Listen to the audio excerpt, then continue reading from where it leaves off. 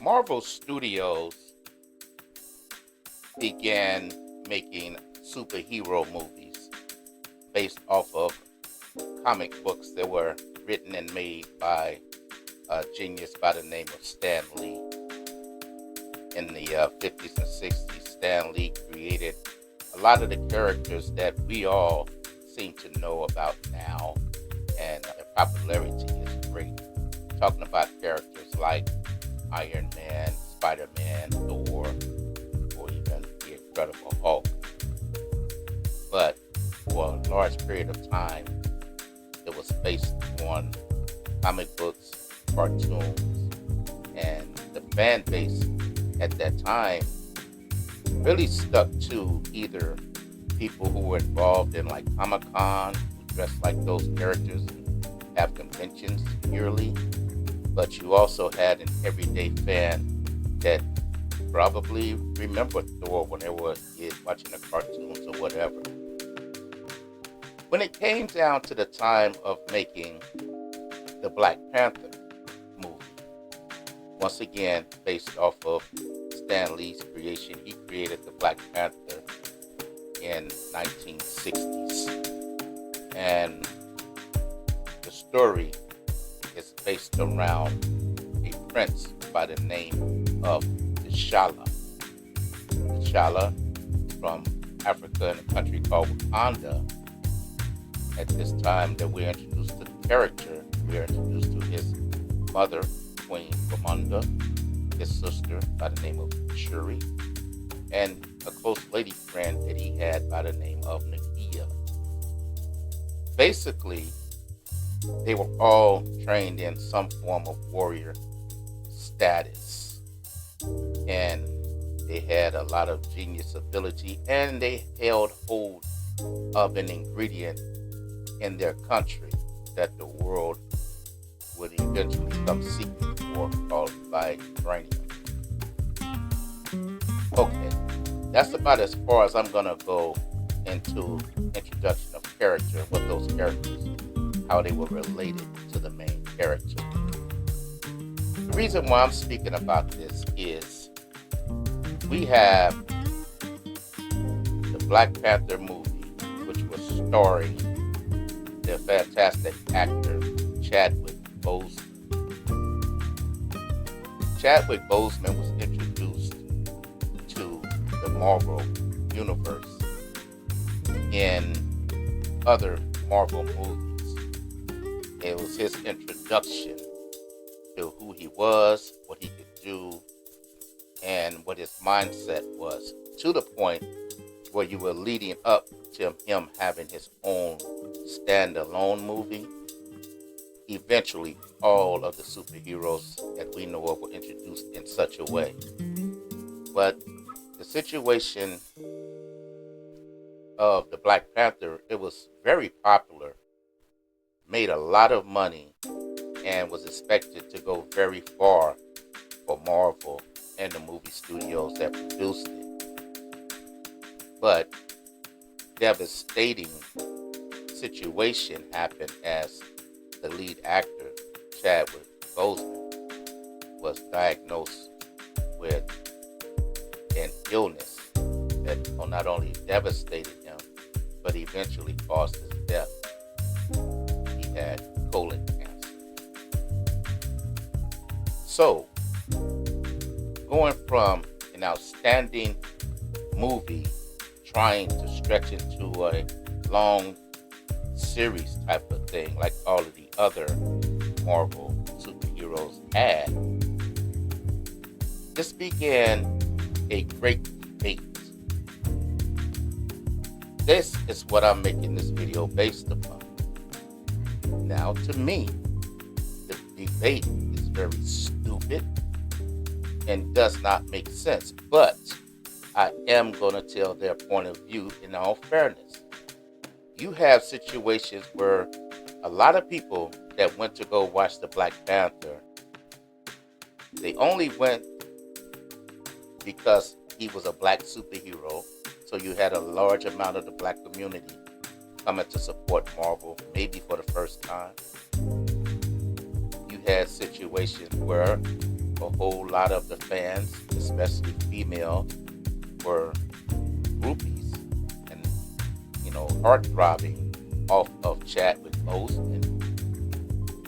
And you also had where a lot of people who never watched those type of action movies heard by word of mouth how great of an action film this was, and they decided to invest into it, and they did. Now, here's what I mean about the debate part of it. Those people that I just mentioned, the Johnny-come-latelys of the group, wanted to instill their 2 cents in it to say, well, Black Panther, he's dead in real life. Nobody else can play it if Chadwick is dead. They need to just kill the character off or just end the series. Well, financially, that's a stupid decision. There's money to be made. And logically, that's a stupid decision because we're talking about a fictional character. For those who don't understand, because they don't follow comic books or cartoons and such like that, just let me ask you in the form of these questions. How many Supermans have we seen at the movies? How many different Batmans have we seen in a movie or a series? How many Spider-Mans have we seen? I could go on and on and on, of course. So that's coming from actors' points of view. There are actors who took another actor's place, and the series continued to prosper and grow. Now, in our situation we're dealing with, it's no different for Black Panther. And here's another thing I'll share, because some of you don't know. The Chadwick Boseman character T'Challa was never intended to be the Black Panther forever. In the comic books, in the cartoons, those situations had it where at one time or another, T'Challa's father, T'Chaka, was the Black Panther.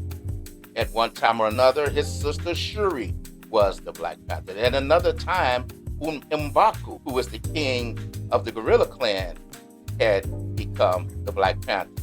And for those who don't understand, there is a challenge and a traditional challenge fight for the right to become the Black Panther, and who wins that goes on to be the Black Panther.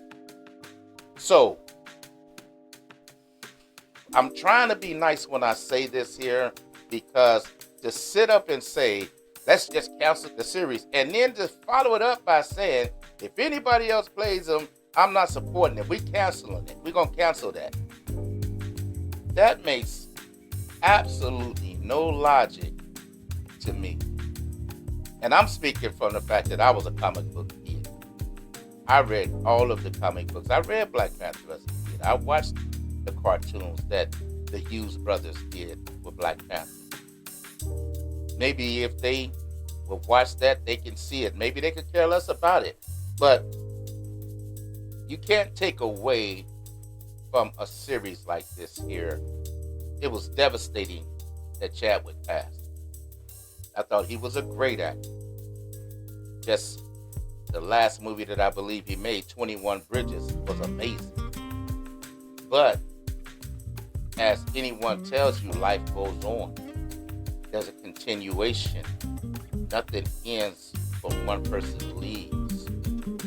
That's as nice as I can be about it. But as I stated before, when it comes to things like Comic-Con, cities are battling to host it because of how much money those individual people, they dress up for these comic book characters and wizardry and everything else.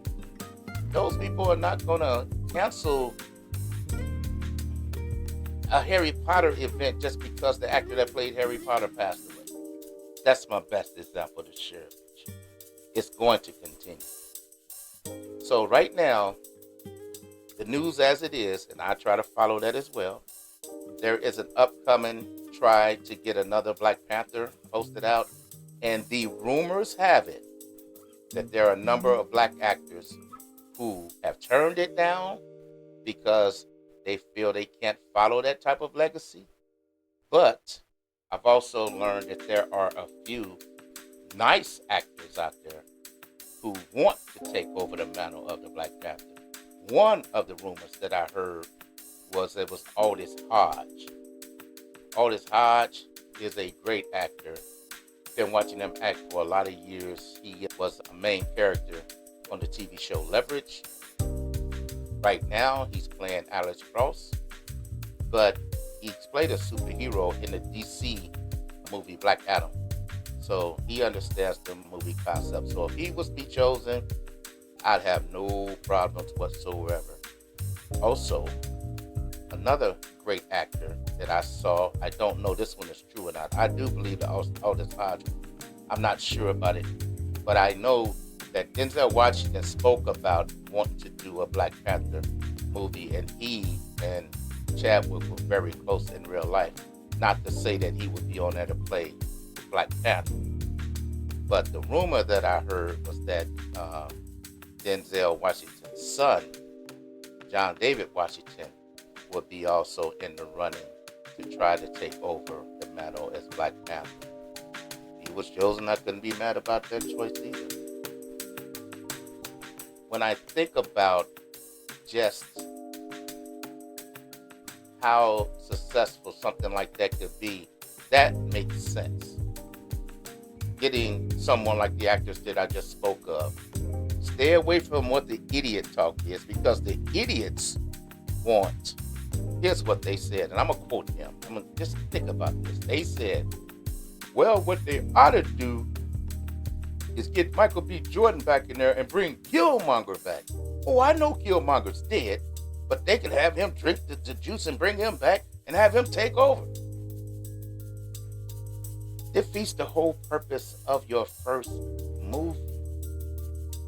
Killmonger was, by blood, a cousin to T'Challa.